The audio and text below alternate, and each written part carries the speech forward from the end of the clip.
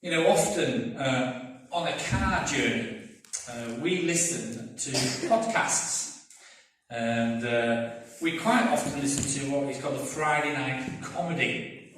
So we listen to things like the News Quiz or the Now Show. In fact, we were on the Zoom audience of the Now Show not very long ago. Does anybody else listen to that? I think Phil does a little bit, but they're good. They listen to them. Funny half hours, good, sort of good fun. Now, we also listen to something called Mark Steele's in Town. You listen to that, Dan?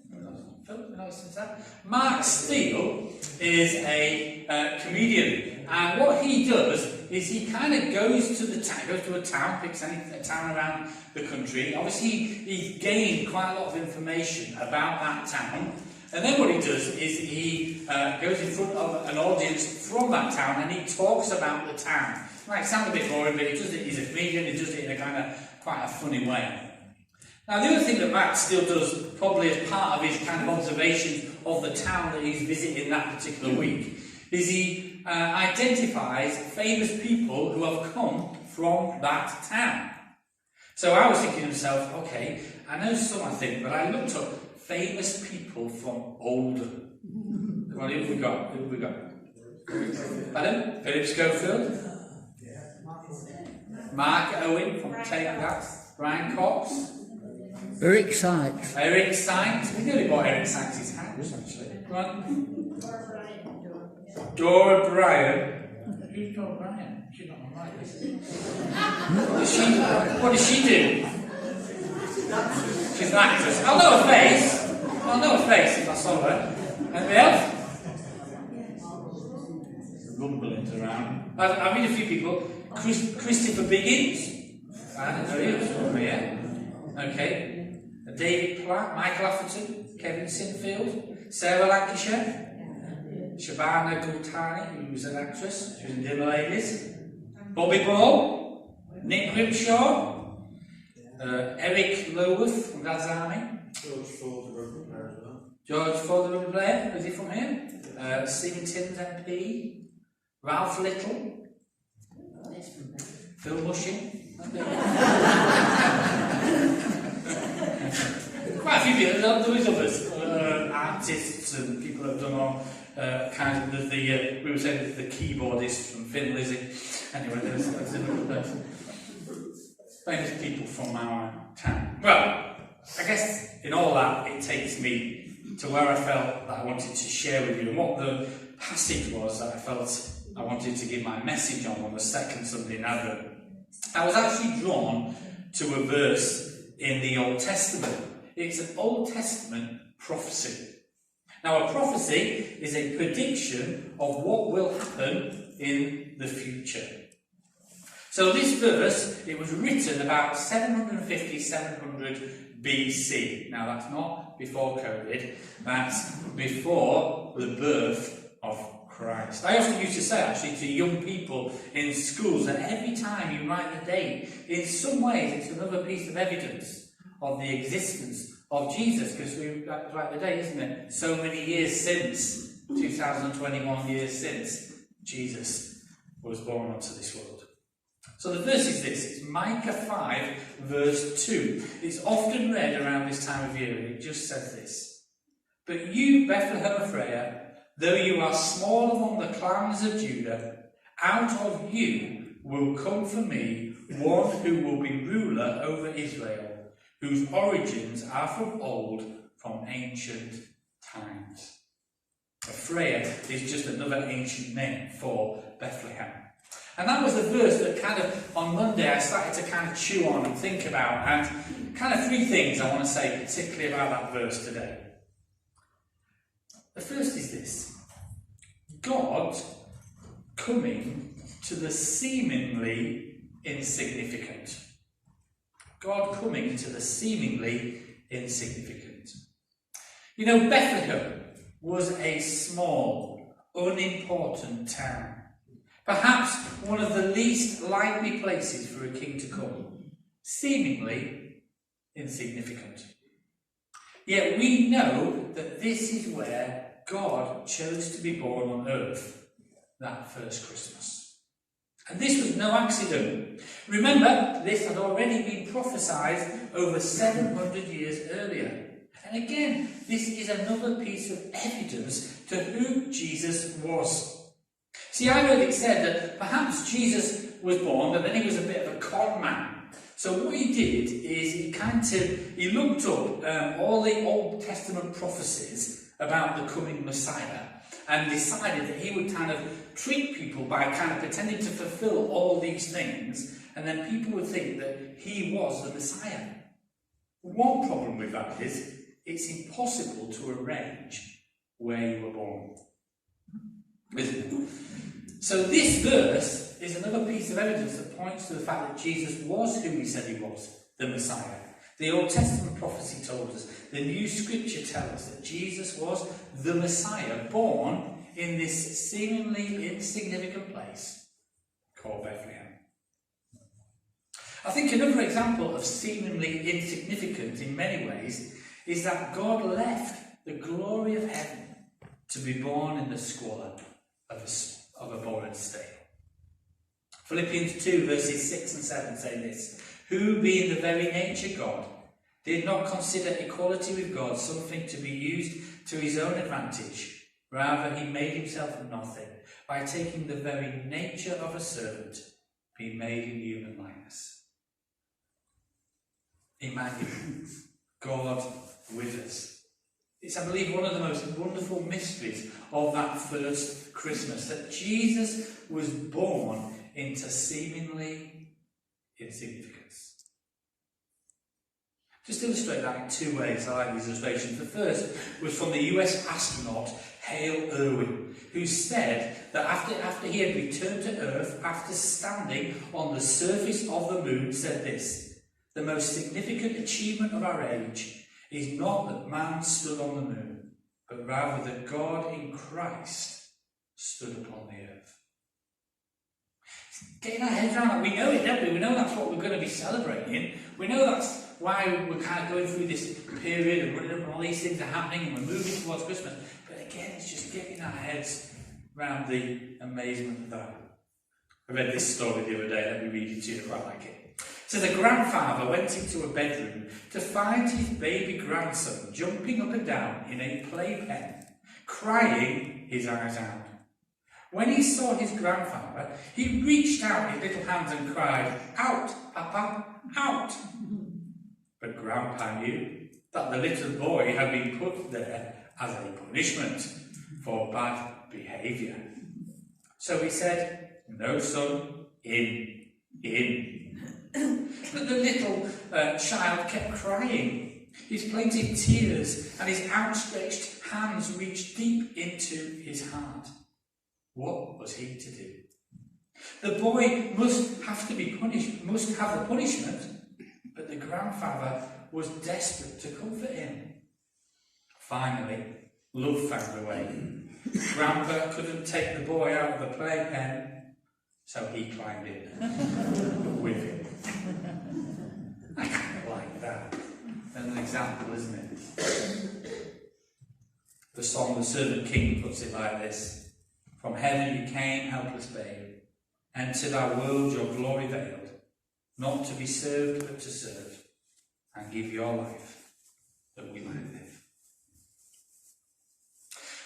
So God coming to the seemingly insignificant. My second point is this: God calls and uses the seemingly insignificant. You know, when reading God's word, the Bible, I'm sure for some it could feel a bit baffling how God seems to call and use the most least likely people. The Old Testament is full of examples of this. Moses was old and had a bit of a speech impediment, yet he was chosen by God to go to the mighty Pharaoh to ask for the release of God's people from slavery. Rahab, who shall we say was a lady of the night, yet used by God to rescue the Israelite spies who had entered Jericho.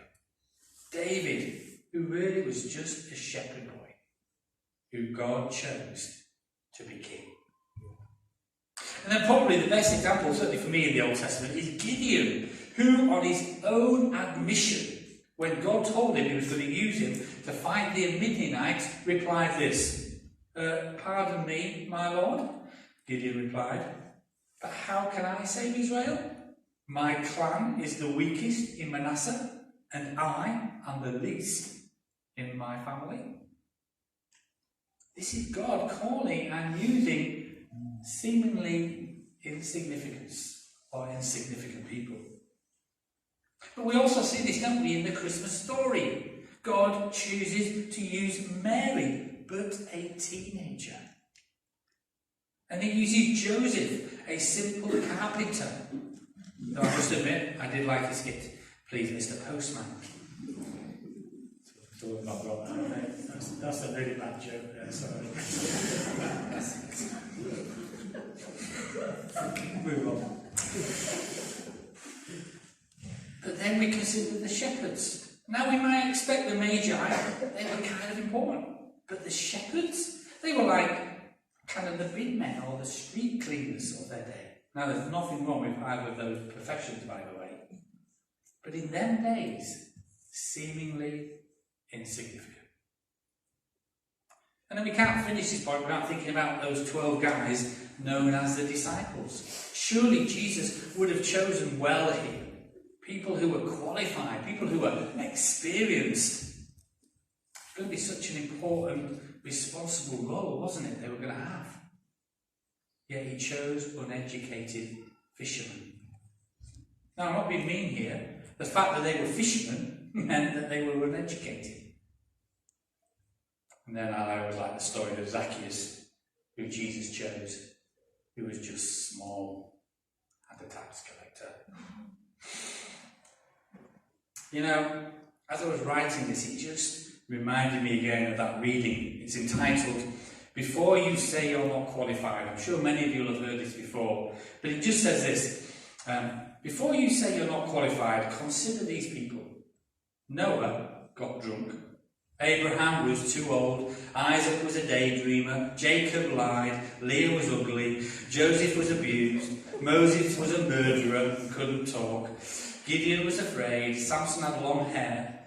Why that's a problem, I'm not sure. And was afraid. Rahab was a prostitute. Jeremiah and Timothy were too young. David was a murderer and an adulterer. Elijah was suicidal. Isaiah preached naked. Jonah ran from God. Naomi was a widow. Job went bankrupt. John the Baptist ate books. Peter denied Christ. The disciples fell asleep while praying. Martha worried about everything. Mary Magdalene was demon-possessed. The Samaritan woman was divorced more than once. Zacchaeus was too small. Paul was a murderer. Timothy had an ulcer. And Lazarus was dead. You think, well, can God use me? In so many ways, seemingly insignificant, yet these people were called by God into his kingdom purposes. You know, I take real encouragement from this. And I hope in some ways this morning you might take encouragement too. And also, just on a little extra, because I like this, I really want to say that God spots the seemingly insignificant. Let me just read these few verses from Mark 12 about the widow's offering. Jesus sat down opposite the place where the offerings were put and watched the crowd putting their money into the temple treasury. Many rich people threw in large amounts, but a poor widow came and put in 2 very small, seemingly insignificant copper coins, worth only a fraction of a penny. Calling his disciples to him, Jesus said, "I tell you the truth, the poor widow has put more into the treasury than all these others. They all gave out of their wealth, but she gave out of her poverty, put in everything, all she had to live on." And when I read that, I thought to myself, it's amazing how God spots the seemingly insignificant. That's what he did, didn't he, with his widow? Jesus sees those, what some might say are significant acts of us following his will, even when no one else sees them. When he sees you, when you do those little things that you think, maybe others will think they're not important, but you just do them quietly for God. He sees those things. And in the world's eyes, seemingly insignificant things that we might do for Jesus, I think in Jesus' eyes have great value. And yet so often we undermine them. Because in the end, Jesus sees our heart. So God does spot the seemingly insignificant. So I kind of hope you know where this might be heading. My final point is this. God is still calling and using the seemingly insignificant today. You know, most people, I don't believe, feel that they are very significant. Some do. In fact, you get some people, don't you, wrapped up in their own self-importance. Have you ever seen The Apprentice? Where did they get those people from? But I feel many people often probably go too far the other way. They struggle in part with having perhaps a bit of an inferiority complex. Feelings of not being good enough. Feelings of insecurity. Feelings of self-doubt. Self-criticism. Discouragement and vulnerability. And I think more and more people carry those sort of things around their lives. And I know that this can affect different people on different levels at different times. I also know it's often a battle that goes on in our heads and in our minds more than anywhere else. But I think so often people have this battle of not feeling very significant, very important, feeling that they're not worth a lot, not good enough. And in many ways that's why I wanted to read that Bible reading today from 1 Corinthians 1 verses 26 to 29, because I think it has a lot to say to us. Brothers, think of what you were when you were called. Not many of you were wise by human standards. Not many were influential. Not many were of noble birth. But God chose the foolish things of this world to shame the wise. God chose the weak things of this world to shame the strong. As I read those verses, I think it underlines to me that God chooses and calls and uses what we might call the seemingly insignificant. Just a few quotes to consider. If you think you're too old, not good enough, underqualified, carry too much baggage, you are just the person that Jesus is looking for. If you feel seemingly insignificant in the world's eyes, in other people's eyes, or even in your own eyes, God chooses you. Another verse that I really like, nearly finished, is from Psalms 113, verses 7 and 8. Just listen to what it says here. He raises the poor from the dust and lifts the needy from the ash heap. He sits them with princes and princesses of their people. I mean, what God says is that, I mean, Emma came home the other day from the ladies' day. She said, you've been called to be courageous princesses or something like that. Princess warriors. I think that's maybe where that verse comes from, because I think what God says is he calls those that maybe don't feel very significant, very important, and he raises you up to be princes and princesses. And I know that Jenny talked a little bit around that last week. 2 more quotes. God delights in taking the castaways and using them to do great things. The world might not value you much, but to God you are considered precious, bought by the blood of his own Son. And why this is important is because, well, verse 29 just says this, of that reading that we read, so that no one may boast before him. See, God chooses the seemingly insignificant, then he equips, then he empowers them, And then he works in and through them. And this becomes, to God be the glory. Remember Gideon? He's like, I'm weak, God. Can I get hundreds of men to help me fight the battle? And God said, no, just a few. Why? Because God didn't want the glory just to go to Gideon. God knows that the glory is his. And God defeated the Midianite army, and the glory was not to man but to God. So, what might I do that might be seemingly significant as we move through this Christmas period? That's why I like our Advent challenges, because there's just little prompts, aren't they? Little things that say, how could I be something of Jesus as we go through this Advent time into the world in which we live in today? And I think one of the greatest things that we can do is be vessels for God's good news. And I think one of the best ways for that is through invitation. That's why a little flyer we produced. Could we invite somebody this Christmas, maybe to come to a Christmas service, to hear the good news of the real meaning of Christmas?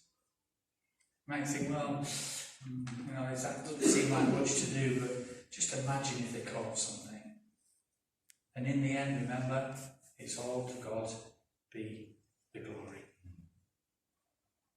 I wonder how you feel today. I'm going to think about that as we move into communion, how you feel about yourself. But I hope you can take encouragement in the fact that God calls, uses, chooses what some might say are seemingly insignificant. And he creates and he does amazing things with me, and I know with you. So we're going to think about that more as we move into communion, but before we move into communion, we're going to sing one of the songs that we have already spoken about. We're going to sing From Heaven You Came.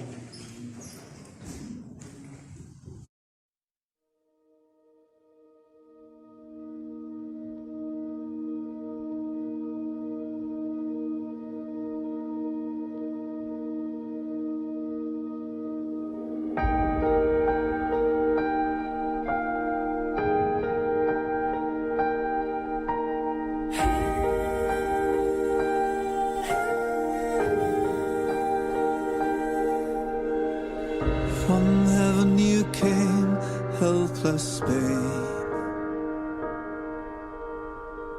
entered our world, your glory veiled, not to be served, but to serve, and give your life that we might live. This is our God, the servant King. He calls us now to follow Him, to bring our lives as a daily offering of worship to the servant King.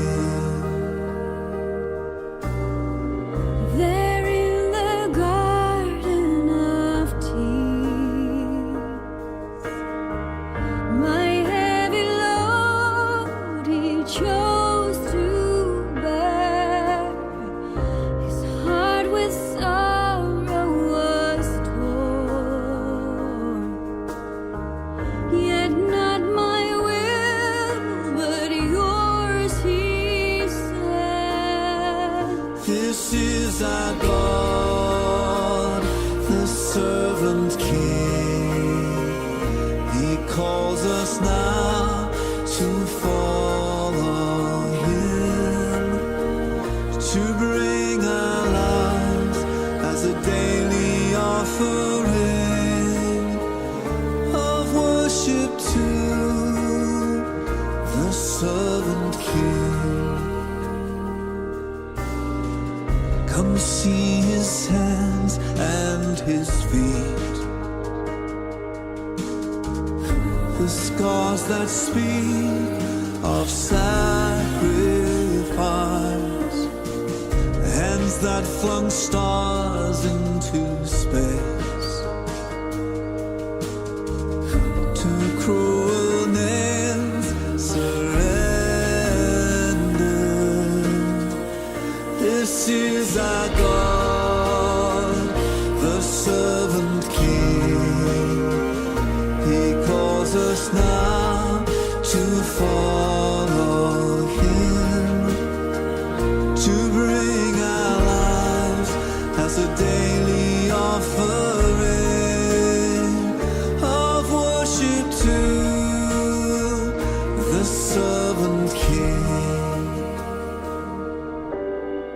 So let us learn how to serve, and in our lives enthrone Him, each other's needs to prefer. For it is Christ we're serving.